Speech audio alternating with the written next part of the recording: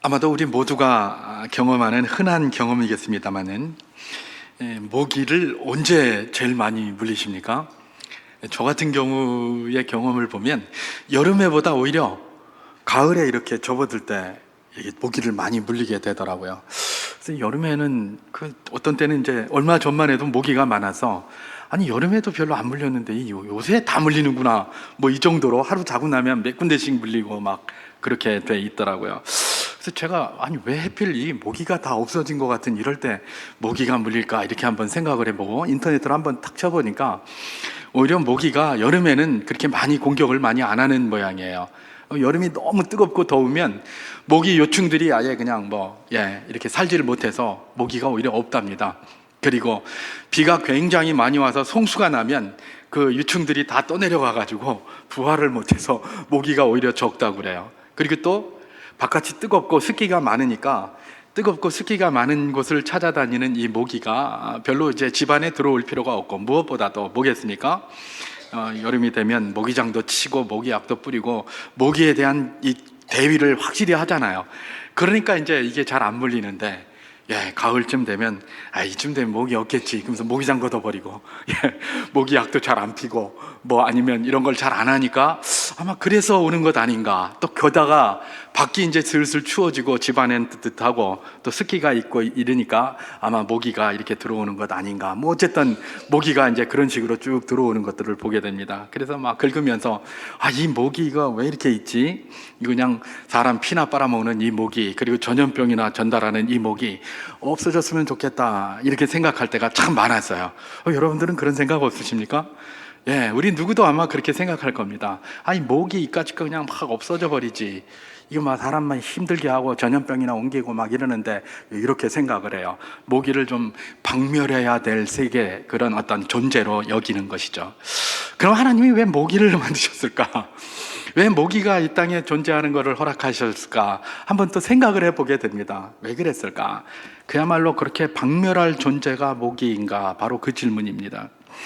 이 글을 가만히 보면 이 모기가 제법 하는 일이 많다고 알려져 있습니다. 예를 들면 EBS 같은 데 보면 저기 눈 많이 오는 툰드라 지역이 있습니다.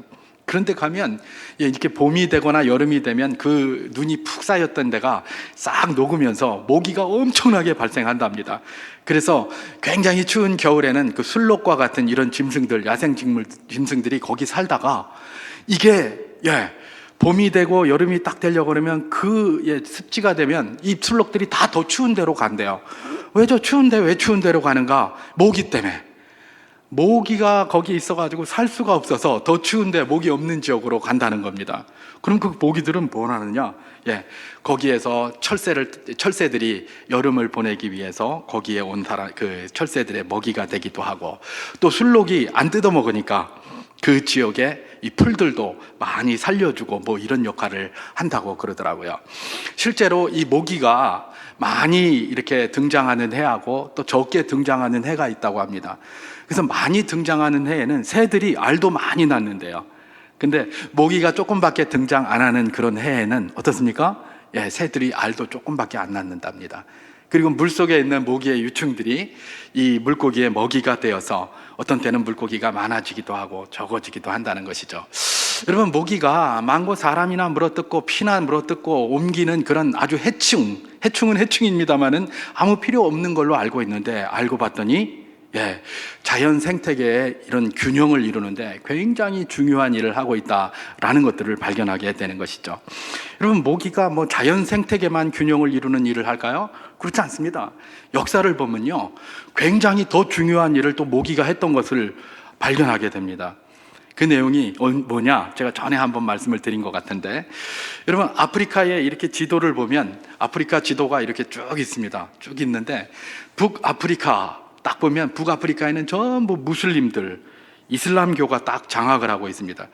그리고 중앙아프리카에는 보면 유럽이 있었기 때문에 크리스찬니티, 기독교가 있는 곳이 있고 또 무슬림이 있는 곳도 있습니다.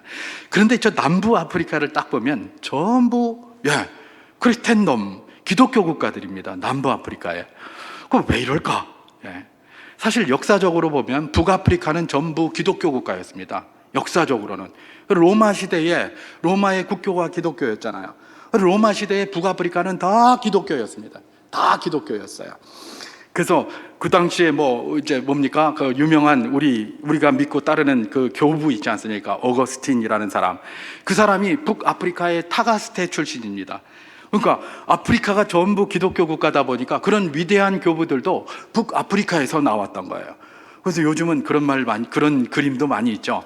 그동안은 어거스틴 백인으로 이렇게 그렸었는데 요즘은 흑인으로 막 그려요. 흑인으로 그려가지고 왜 이게 어거스틴이 백인이어야 되냐? 아프리카 출신인데 그러면서 이제 막 흑인으로 그리는 경우도 있는데, 근데 뭐 북아프리카가 아프리카지만 다 흑인의 땅은 아니었죠. 그 당시에 로마가 점령하고 있었기 때문에, 다시 말해서 기독교 국가였다는 겁니다. 근데 이게 그야말로 사라센 제국이 성장을 하면서 강력해지면서 그게 다 물러난 거죠. 기독교 국가들을 다 쫓아내고 자기들이 거기에 정착을 하게 된 겁니다. 그래서 전부 이슬람교로 북아프리카가 바뀐 것이죠. 그림을 보면 딱 그렇게 돼 있어요. 그러면 왜 북아프리카만, 사라센 제국이 굉장히 강했는데 왜 북아프리카만 점령을 하고 남아프리카는 점령하지 못했단 말인가? 예, 다양한 이유가 있겠습니다만은 아주 재미있는 이유가 바로 이 모기 때문에 그렇다는 겁니다. 모기가 중앙아프리카에 굉장히 많습니다. 그래서 그 중앙아프리카의 그 모기 그 지역을 뭐라고 이야기를 하느냐? 말라리아 벨트라고 합니다. 말라리아 벨트. 그래서 말라리아가 거기 딱 차단막을 치고 있어가지고 이 사라센 사람들이 와가지고 막 이렇게 남부까지 가려고 했는데 말라리아 모기 때문에 말라리아에 걸려서 내려가지를 못하는 겁니다. 그래서 모기가 막아준 거예요. 예. 가만히 보면 말입니다. 모기가 자연 생태계의 조종자로서의 역할만 하는 줄 알았는데 역사를 보니까 말입니다. 영적 생태계의 역할, 조종자의 역할도 아주 톡톡히 하고 있었다는 것들을 보게 되는 것이죠. 그죠? 제가 왜 오늘 모기로 이렇게 메시지를 시작하느냐? 여러분, 모기와 같은 미물들도 다 이 세상에 존재할 목적과 이유가 있다는 겁니다.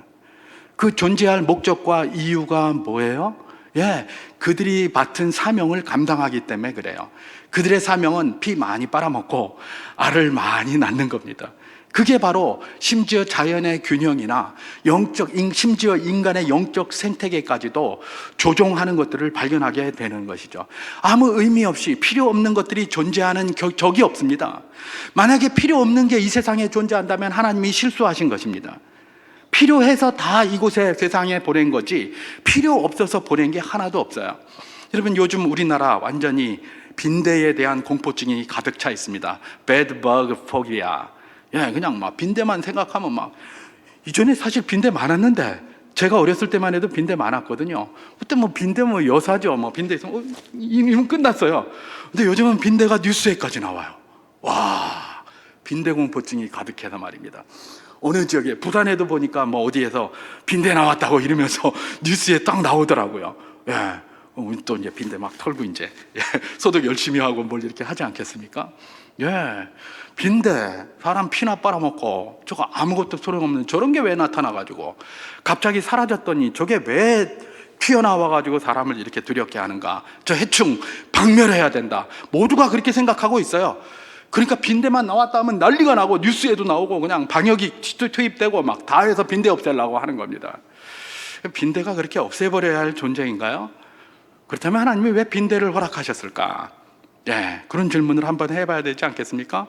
제가 그래서 인터넷에 한번 쳐봤습니다. 빈대. 그랬더니 빈대가 하는 일이 굉장히 많더라고요. 빈대가 원래 물속에 산답니다. 여러분 모르셨죠? 예, 인터넷에 쳐보면 나와요. 물속에 살면서 물속에서 상위 포식자를 합니다. 그래가지고 빈대가 뭘 잡아먹느냐? 작은 물고기, 올챙이 뭐 이런 것들, 그 다음에 여러 가지 수중 벌레들을 잡아먹는다고 그래요. 만약에 빈대가 없다면 아마도 온 세상이 개구리 재앙이 생기지 않을까. 그렇죠? 개구리, 올챙이 안 잡아먹으니까 막 돌아다니면서, 야, 그렇게 되는 것도 아니겠습니까? 저 빈대가 사실은 물속에 많이 산대요. 근데 어떤 경우에선지 저게 밖에 기어나와서 사람의 피를 먹고, 또 사람의 피를 좋아한다고 하더라고요. 그래서 이제 저렇게 되는 저런 현상이 나타나는 건데, 빈대가 없어진 적이 없어요. 어딘가에 숨어 있었던 거지. 근데 다시 이렇게 나와서 이러다 보니까 빈대가 없어질 걸로 생각해야 된다고 우리는 생각하지만, 사실은 그 빈대가 물속의 생태계의 균형을 유지하는데 굉장히 큰 도움을 주고 있다라는 사실들을 그걸 통해서 발견하게 된 것이죠. 거듭해서 말씀드립니다만은 이것이 다 뭐다? 심지어 모기나 심지어 빈대라고 하는 미물조차도 아무 의미 없이 이 세상에 존재하지 않는다는 겁니다. 그들은 다 존재의 목적 내지는 존재하는 이유가 있어요. 그리고 그들은 그 사명을 잘 감당해요.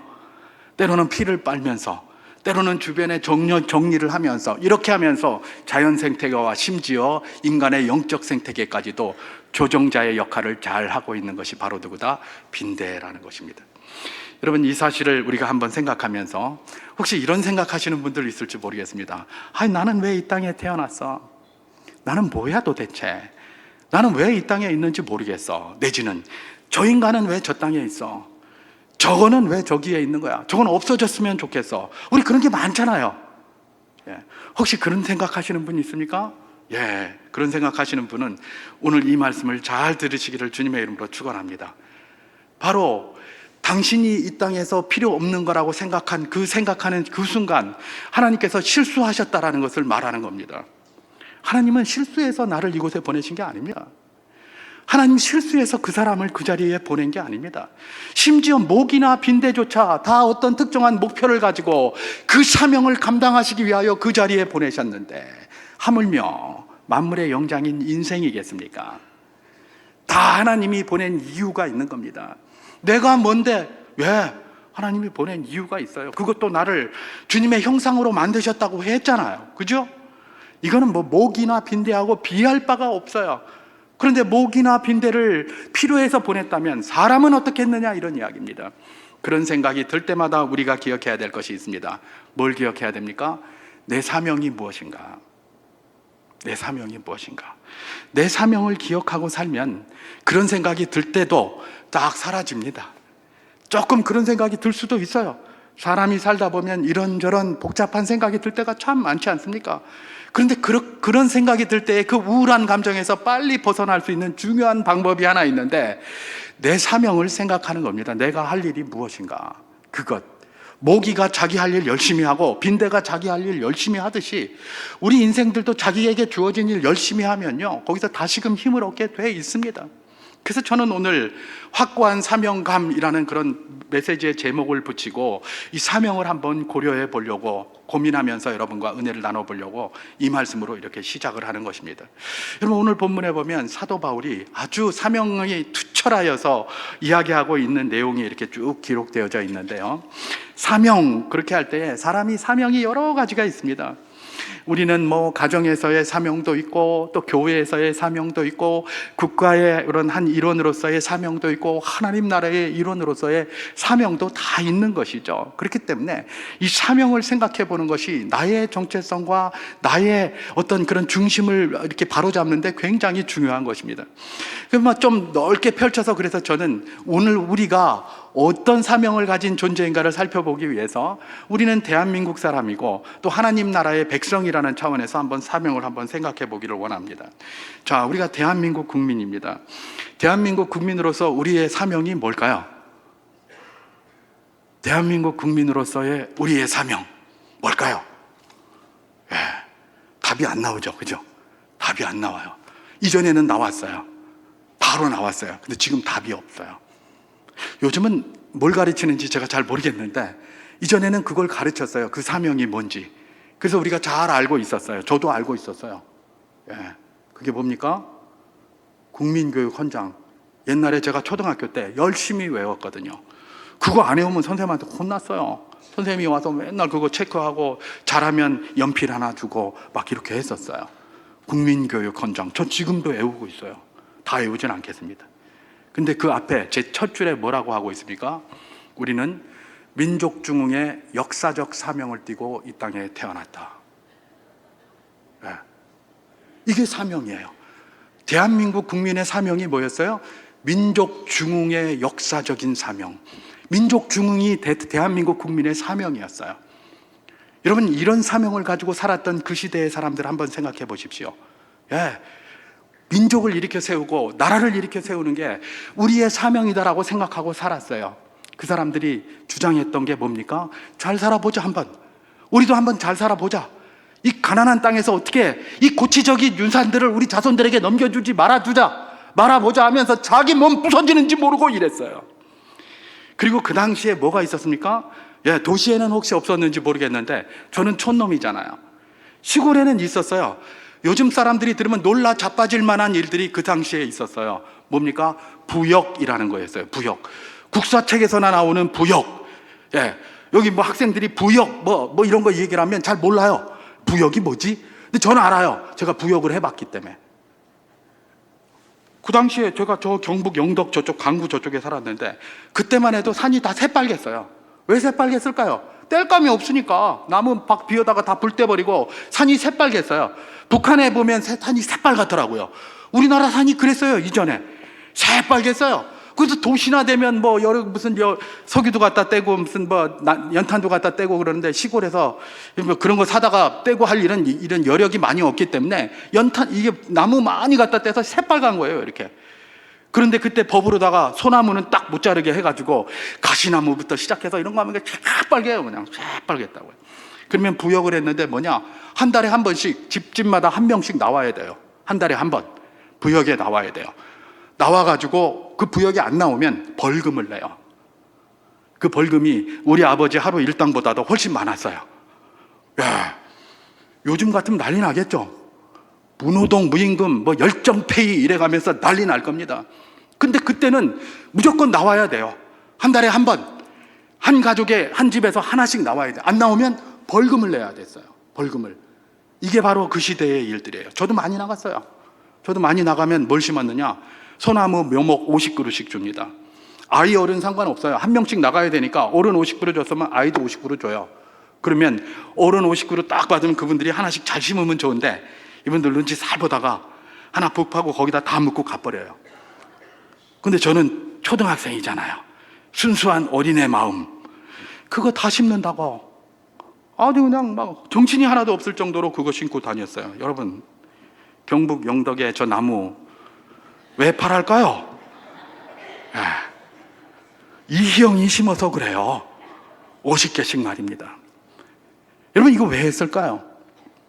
민족 중흥의 역사적 사명이 있었기 때문에 그래요. 여러분, 민주화 운동이라고 얘기를 하죠. 그분들이 왜 민주화 운동을 했을까요? 이게 민족 중흥의 역사적인 사명이 있기 때문에 한 거예요. 노동운동을 했습니다. 그분들이 왜 노동운동 했을까요?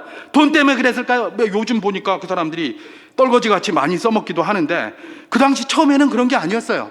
우리도 한번 잘 살아보자, 민족 한번 중흥시켜보자, 그런 사명 가지고 자기 월급도 안 받아가면서 말이에요, 그렇게 가서 노동운동 개성을 하기 위해서 그렇게 노력했던 거예요.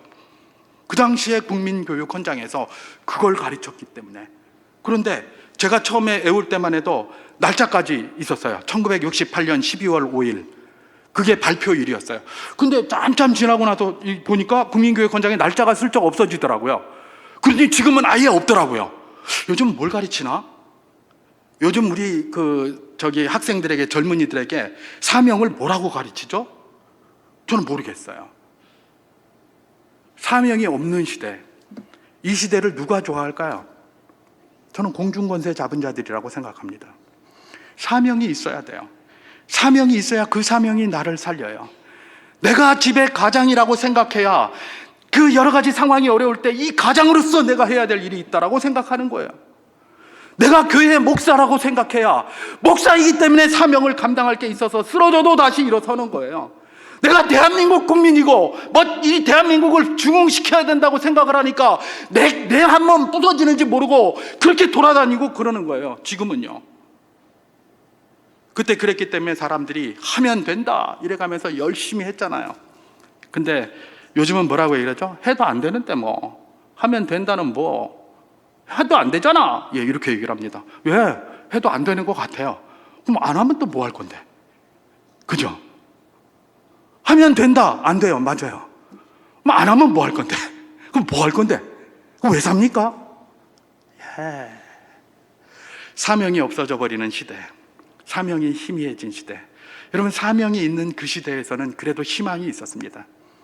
사명이 있기 때문에, 그게 내가 이룰 수 있는 사명이든 이룰 수 없는 사명이든 사명이 있는 시대에는 기쁨이 있었어요.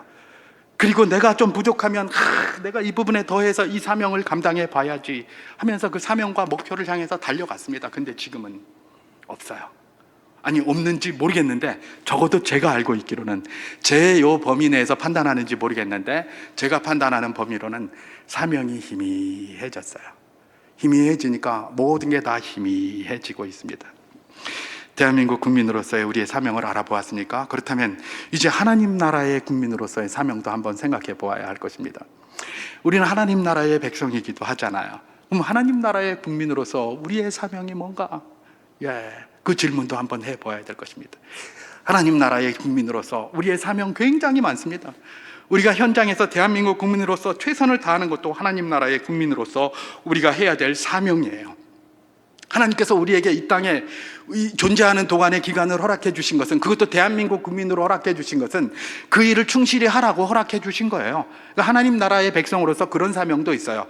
그러나 하나님 나라의 백성이라고 하면 여러 가지 사명이 있지만 그 중에서도 제일 된 사명이 분명히 있을 거예요. 그래서 그 사명을 정리한 책이 있어요. 그 책이 뭡니까? 웨스트민스터 신앙고백서라는 겁니다. 그죠? 웨스트민스터 신앙고백서 대소교리문답 제1번에서는 우리가 너무나 잘 알고 있는 것, 그런 질문을 하잖아요. 사람이 제일 된 목적이 뭐냐? 하나님의 백성으로서 인생들이 제일 된 목적이 뭐냐? 아니, 하나님 백성뿐만 아니라 모든 인생들의 제일 된 목적이 뭐냐? 그 질문을 하는 거예요. 그래놓고 답은 뭐예요? 하나님을 영화롭게 하고 영원토록 그분을 즐거워하는 것이다, 이렇게 대답을 해요. 여러 가지 사명이 있어요. 여러 가지 목적이 있을 수 있어요. 그런데 그 중에서 가장 우선순위에 있어야 될 제1된 목적이 뭐냐라고 질문을 하면서, 그게 하나님께 영광을 돌리는 거고, 하나님께 영광을 돌릴 뿐만 아니라 우리가 영원토록 하나님을 기뻐하고 살아가는 것, 그것이 제1된, 제일 앞선, 제일 우선순위의 목적이요, 이유요, 사명이어야 한다, 그 이야기를 하고 있는 것입니다. 하나님께서는 우리에게 다양한 사명을 주셨습니다. 근데 제1된 사명으로 뭘 주셨다고요? 하나님을 영화롭게 하는 것이라고 주신 것입니다. 그래서 오늘 본문 바로 윗줄에 있습니다마는 빌립보서 1장 11절에서는 이렇게 이야기를 하고 있는 겁니다. 제가 한번 봉독해 보겠습니다. 예수 그리스도로 말미암아 의의 열매가 가득하여 하나님의 영광과 찬송이 되기를 원하노라, 그렇게 얘기를 합니다. 사도 바울이 빌립보 교회에게 기도를 하는데, 의의 열매가 예수 그리스도로 말미암아 너희에게 가득해서 하나님의 영광과 찬송이 되기를 원한다, 그렇게 얘기를 하는 겁니다. 이게 하나님의 영광이라는 것이 그야말로 그리스도인으로서, 하나님 나라의 백성으로서 여러 가지 사명이 있고 여러 가지 존재 목적과 이유가 있지만 가장 우선순위에 있어야 된다는 것들을 먼저 그렇게 천명을 하고 있는 것입니다. 그러면서 사도 바울은 하나님께 영광이 중요하다는 것들을 이야기를 하면서 자기가 가지고 있는 사명에 대한 명확한 정의, 확고한 사명의 그런 수행하고자 하는 자기의 의지를 본격적으로 드러내기 시작합니다. 그게 뭐냐? 다양한 사명 가운데 사도 바울이 본격적으로 확고하게 드러내고 있는 그 사명, 그거는 여전히 오늘 우리에게도 주어진 사명이기도 하니 그 사명을 살피면서 은혜를 나눠보는 것이 중요할 것입니다. 오늘 본문 빌립보서 1장 18절 말씀을 제가 한번 봉독해 보도록 하겠습니다. 그러면 무엇이냐? 거칠애로 하나 참으로 하나 무슨 방도로 하든지 전파되는 것은 그리스도니 이로써 나는 기뻐하고 또한 기뻐하리라, 그렇게 얘기를 합니다. 사도 바울이 여기서 자기의 가장 중요한 사명이라고 고백하는 그 하나를 가지고 굉장히 기뻐하고 있는 이야기인데, 그 사명이 뭐라고 이야기를 하는 겁니까? 전파되는 것은 그리스도니, 이거라는 겁니다. 사도 바울의 사명, 그가 가장 핵심적으로 고려하고 있는 사명이 뭐였다고요? 전파되는 것은 그리스도니, 그리스도가 전파되는 것을 가장 핵심적으로 생각하고 있었던 거예요. 그래서 그걸 가지고 내가 이로써 기뻐하고 또한 기뻐한다, 이렇게 얘기를 하는 거예요. 여러분, 기뻐한다 한 말만 한 번만 하면 되는데, 기뻐하고 또한 기뻐한다라는 건 뭐예요? 굉장히 기뻐한다라는 강조죠. 왜 이런 강조를 할까? 사도 바울의 상황이 별로 기뻐할 상황이 아니었기 때문에 그래요. 만약에 사도 바울의 상황이 진짜 기뻐할 상황이었으면 내가 기뻐한다 한마디만 하면 상대방이 와 맞다 그렇게 대답을 할 거예요. 근데 상대방이 생각할 때 사도 바울이 기뻐할 만한 상황이 아니에요. 아닌데 내가 기뻐한다고 하니까 혹시나 저 사람 괜히 막 한마디 하는 것 아니야? 이렇게 생각할 가능성이 있죠. 그러니까 사도 바울이 지금 뭐라고 얘기를 하는 겁니까? 기뻐하고 또한 기뻐한다 이러는 거예요.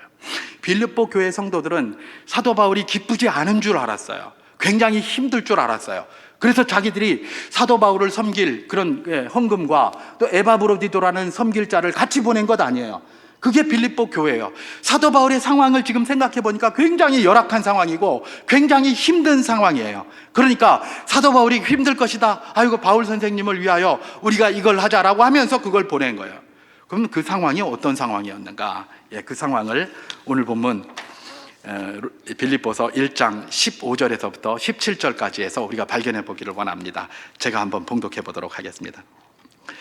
어떤 이들은 투기와 분쟁으로, 어떤 이들은 착한 뜻으로 그리스도를 전파하나니 이들은 내가 복음을 변증하기 위하여 세우심을 받은 줄 알고 사랑으로 하나 그들은 나의 매임에 괴로움을 더하게 할 줄로 생각하여 순수하지 못하게 다툼으로 그리스도를 전파하느니라. 그렇게 되어 있습니다. 자, 이 말이 뭐냐? 로마 교회, 지금 사도 바울이 로마에 가택연금 되어 있지 않습니까?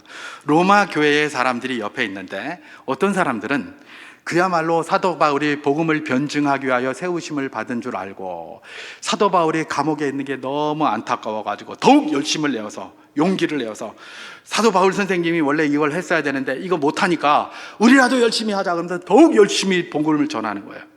그런데 한편에 다른 사람들이 있었어요. 이 사람들은 뭐냐 하면 사도 바울이 깜빵에 갇혀진 것을 더욱 괴롭게 하기 위해서 순수하지 못한 그런 마음으로 복음을 막 전하고 있는 거예요. 복음을 막 전하고 있는. 이게 지금 로마 교회의 현실이었어요. 로마 교회에 왜 이런 현실이 드러나게 되었는가? 우리가 지난번에 로마서를 하면서 한번 같이 은혜를 나눴습니다마는 사도 바울이 로마 교회에 로마서를 보낸 이유가 있습니다. 그게 뭐냐면 자기는 저 서바나 스페인에 복음을 전하러 가고 싶은데 로마 교회는 사도 바울이 개척한 교회가 아닙니다. 그러다 보니까 거기에 가기 전에 조금 거기에서 도움을 얻고자 해서 로마 교회에 편지를 쓴 겁니다. 편지를 써서 좀 도움을 달라 하면서 이렇게 편지를 쓰면서 동시에 로마 교회에 대한 소식을 좀 들었겠죠. 로마 교회에 무슨 소식이 있었습니까? 거기 율법주의자들이 들어와서 그리스도인들을 많이 괴롭히고 있는 거였습니다. 그래서 믿음으로 구원받는다라고 배운 그런 것들이 믿음만 가지고 안 된다. 율법을 지켜야 된다라고 그렇게 했던 거예요. 그러니까 할례도 해야 되고 절기도 지켜야 되고 월삭도 지켜야 되고 율법을 다 지켜서 유대인이 되어야 그리고 그리스도를 믿어야지 그리스도만 믿는 거 가지고는 안 된다라고 하면서 율법주의자들이 들어와가지고 그런 가르침을 하게 됐고 로마 교회의 일부가 거기에 굉장히 경도되어져 있는 것이죠. 그래서 그거는 잘못된 거다라고 사도 바울이 로마서를 썼습니다. 그래서 특별히 로마서 4장에 보면 아브라함의 믿음에 대해서 이야기를 하면서 아브라함도 봐라 먼저 믿고 나서 의롭다함을 얻었지 이 사람이 뭐 열심히 율법을 잘 지켜서 율법은 아브라함 이후에 400년 후에 나왔는데 그게 무슨 아브라함의 의롭다 하심의 이유가 있느냐라고 하면서 그렇게 막 전했어요. 그런데 사도 바울이 로마에 간 것도 아니고 로마 교회에 가본 것도 아니고 그런 편지를 딱 받고 나니 그걸 따르는 많은 사람들이 있을 텐데 사도 바울에 대해서 뭐라고 얘기를 하겠습니까? 이 듣보잡 사도 바울이라고 이 듣보잡 같은 인간 누군지도 모르는데 쥐뿔도 모르면서 지네가 뭔데 거기서 훈계하고 앉았어? 이렇게 하지 않겠습니까? 그렇게 하고 있었던 거예요. 그런데 이제 사도 바울이 가만히 들어보니까 로마에 압송되어져 왔다는 거예요. 그리고 감옥에 지금 가택연금 상태로 지금 감옥살이를 하고 있다는 거예요. 이 소리를 딱 들으니까 이 사람들의 마음에는 꽃이다 이런 마음이 안 나오겠습니까? 그죠? 저런 듣보자 같은 인간 맨날 헛소리 하더니 우리가 가르치고 배워서 하는 것들 대해서 헛소리 하더니 꼴 좋다. 네가 만약에 하나님의 뜻을 제대로 전했다면 하나님이 너 깜빵에 넣겠나? 우리 그런 말 많이 하잖아요. 무슨 안 좋은 일이 생기면 네가 뭐 한번 범죄했기 때문에 그런 것 아니야. 범죄했기 때문에 그럴 수도 있죠. 근데 사도 바울은 범죄한 적이 없어요. 그런데 그런 일이 되니까 그러는 거예요. 그게 자기에게 더욱더 괴롭게 만드는 거예요. 사도 바울에게. 네가 똑바로 복음 전하고 다녔으면 하나님이 너를 거기에 깜빵에 집어넣겠나? 뭐 이런 소리 굉장히 많이 했을 거예요. 그러니까 자기가 되게 괴로워지는 거죠. 그게 매임에 더 괴로움을 더하려고 순수하지 못한 마음으로 그렇게 했다라는 그런 의미입니다. 그렇게 해서 사도 바울이 막 괴로워할 줄 알고 그렇게 했어요. 그리고 자기들의 세력을 더 강하게 하기 위해서 어떻게 합니까? 그리스도를 전하러 다닙니다. 전하러 다니면서 들어오면 거기에서 율법주의 가르치고 해서 자기들 편을 더 많이 만들기 위해서 몸부림치면서 그렇게 했던 것이죠. 자, 이런 상황에 지금 사도 바울이 뭐예요? 처해 있는 것을 빌립보 교회가 아는데 그 상황을 보면 얼마나 걱정이 되겠습니까? 선생님이 갇혀 있어서 참 힘들 텐데 자, 그렇게까지 하고 있으면 이거 어떻게 되겠습니까? 라면서 굉장히 괴로워하면서 안타까운 마음에 그런 이야기를 하고 있는 겁니다. 그랬더니 사도 바울이 뭐라고 이야기를 합니까? 오늘 본문 빌립보서 1장 12절에서 이렇게 얘기를 합니다. 형제들아, 내가 당한 일이 도리어 복음 전파의 진전이 된 줄을 너희가 알기를 원하노라. 이렇게 얘기를 해요. 내가 당한 이 일, 지금 이렇게 당하고 있는데 이 일이 오히려 복음 전파의 진전이 됐다. 그러니까 너희 너무 걱정하지 말라. 니네 이거 모르니까 자꾸 그렇게 나를 걱정하고 그러는데 걱정하지 말라는 거예요. 그러면서 아까 그 15절에서 17절을 이야기를 한 겁니다. 어떤 사람들은 사랑하는 마음으로다가 열심히 전하는데 어떤 사람들은 나의 매임에 고통을 더하게 할 줄 알고 그 순수하지 못한 마음으로 그렇게 그리스도를 전한다. 그런데 외모로 하든지 참으로 하든지 뭐가 전파된다는 거예요? 그리스도가 전파되고 있다는 거예요. 그러니 나는 기뻐하고 또한 기뻐한다. 나에게 욕하는 거 나 그거 별로 중요하지 않다. 욕 100번 해도 괜찮다. 다만 그리스도가 전파되고 있다면 나는 이것으로서 기뻐하고 또한 기뻐하노라. 사도 바울은 자기가 그리스도를 전하는 것이 사명이라고 확신하고 살았던 사람이었어요. 확고한 확신이 있었던 사람이었어요. 그래서 그는 힘든 것 별로 생각하지 않았어요. 사실은 사도 바울이 지금 여기 로마에 와서 가택연금돼서 빌립보서를 쓰고 있는 이유가 뭡니까? 그도 그렇게 안 해도 돼요. 우리가 이미 사도행전 잘 알고 있잖아요. 그죠? 사도행전에서 뭐라고 얘기를 합니까? 아그리빠 왕이니 뭐 거기 베스도 총독이니 이런 사람들 자기가 그냥 나 죄 없다라고 하면 그냥 풀러줘도 됐어요. 근데 사도 바울은 끝까지 상소하는 거예요. 끝까지. 풀어주고 싶은데 그냥 감옥에서 나가라고 하고 싶은데 이 죄수가 앉아가지고 계속 자꾸 가이사에게 상소하는 거예요. 그 상소하니까 가이사에게 상소했으니 재판장에 보내야 되잖아요. 그죠? 가만히 있으면 풀려줄 텐데 왜 자꾸 상소했습니까? 사도 바울이 기도하는데 주의 영이 그에게 말씀하시는 겁니다.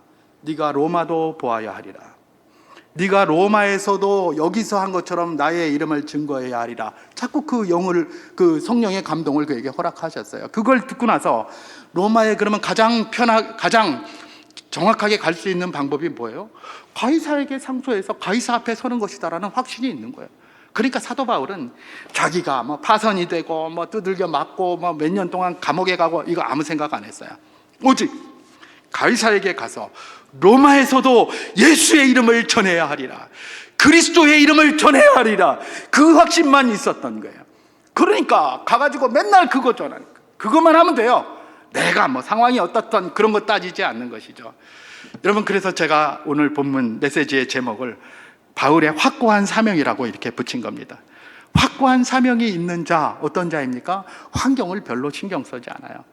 여러분, 내가 이 인생이 이게 뭐고 내가 이게 여기에 있는 게 맞나? 저 인간이 왜 저기에 있노? 이런 말하는 모든 것은 자꾸 환경을 보기 때문에 그래요. 환경을 보기 때문에 내가 여기 있는데 왜 나는 왜 이러고 있노?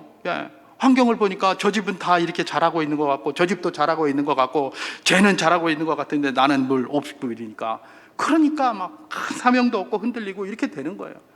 환경을 보니까 저런 악한 인간이 저기 앉아가지고 김정은이가 저기 앉아가지고 저러고 앉았네. 저거 그냥 확 그냥 이렇게 생각을 하는 거예요. 환경을 보니까 그래요. 그러나 주님께서 환경을 볼 수밖에 없는 우리 죄된 본성 속에 살아가는 우리들에게 사도 바울을 통해서 보이기를 원하시는 것이 무엇입니까? 환경을 보기보다는 우리가 환경 안 볼 수 없어요. 그러나 그것보다는 더 우선적으로 사명을 보라라는 겁니다. 사명을 생각하면 환경을 보고 낙심했던 네 마음이 다시 회복될 것이다, 그런 이야기입니다. 하나님이 이 땅에 우리를 그냥 보낸 게 아니에요. 내가 지금 상황상으로는 찌그러져 있고 아무것도 아니고 별것도 아닌 것 같이 보이지만 하나님이 내게 주신 사명이 있다라는 것들을 자꾸 그럴 때마다 생각해야 되는 거예요. 그럴 때마다 생각하면 내가 이길 수 있어요. 이전에 우리 어르신들, 우리 어머니 아버지들 정말 몸이 핏빠지게 고생하고 힘들고 괴롭고 아무리 몸부림쳐도 그야말로 자식들 학비도 한번 제대로 저기하지 못해서 몸부림치면서 힘겨울 때마다 하는 소리가 있잖아요. 그죠? 우리가 왜 그렇게 한다? 다 자식들 잘 되자고 하는 일이다.